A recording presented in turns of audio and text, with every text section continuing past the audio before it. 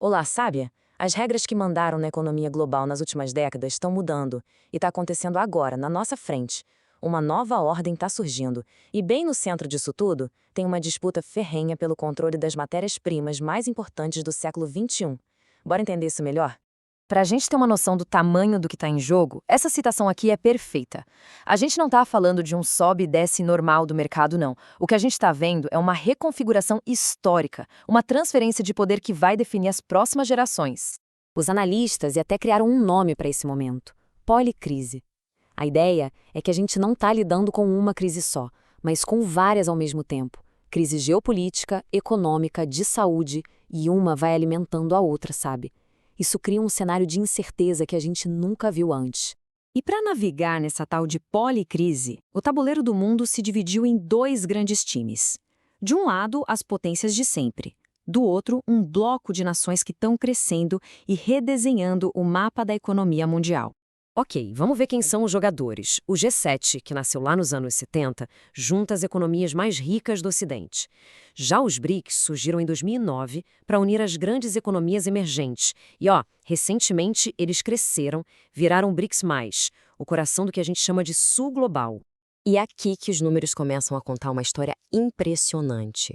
O BRICS+, já tem mais de 40% da população do mundo e controla uma parte importantíssima da produção de petróleo.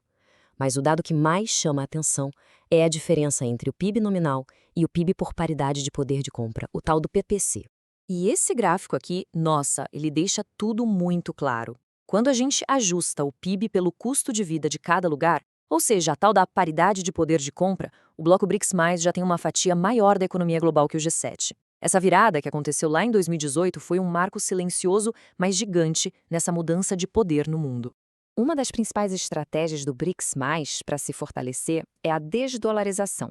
Vendo o dólar ser usado como uma arma em sanções, esses países estão correndo atrás de alternativas, negociando com as próprias moedas e comprando outros ativos, como o ouro. É, na prática, uma tentativa de criar um sistema financeiro paralelo. Mas essa disputa entre os blocos não é só por influência econômica. O foco mesmo está num campo de batalha bem específico, que é onde o futuro vai ser decidido: a tecnologia. E, para ser mais exato, a guerra pelos semicondutores e pela inteligência artificial.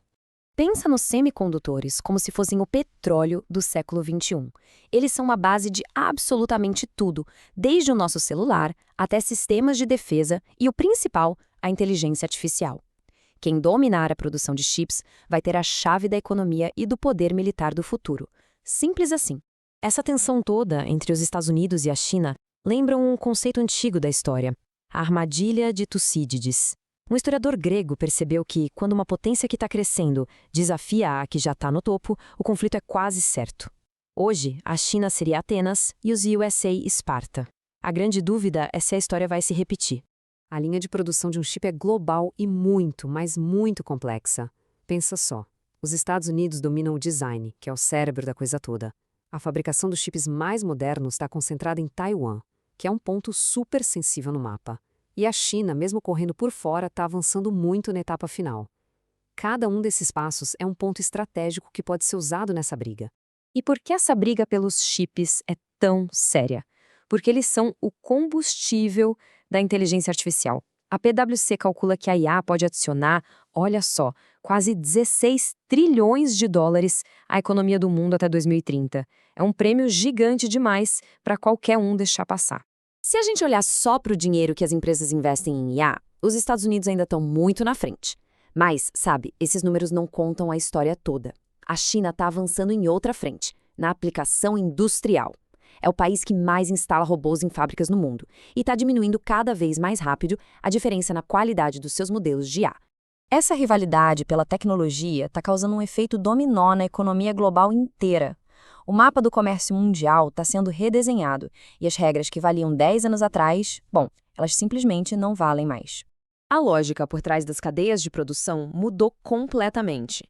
A gente saiu de um modelo que só pensava em eficiência e custo baixo, o famoso just-in-time, para um modelo que agora prioriza resiliência e segurança.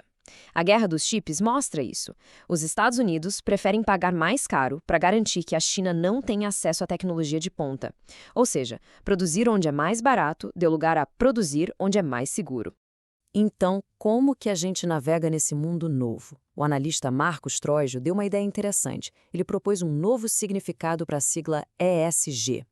Esquece o Environment, Social and Governance. Pensa em economia, segurança e geopolítica. É essa briga por tecnologia que está botando a segurança e a geopolítica no centro de todas as decisões importantes de empresas e governos. Então, qual o recado prático disso tudo? O Boston Consulting Group foi direto ao ponto. Depender de um mercado só ou de um único fornecedor virou um risco gigantesco. É preciso repensar toda a estratégia para sobreviver num mundo com novas tarifas, sanções e problemas de logística que podem aparecer do nada. Resiliência não é mais um luxo, virou questão de sobrevivência.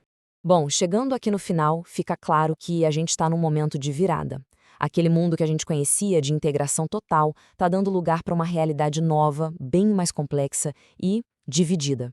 Essa linha do tempo aqui resume bem a velocidade dessa mudança toda. Em menos de 20 anos, a gente viu os BRICS nascerem, passarem o G7 em poder de compra e as tensões explodirem.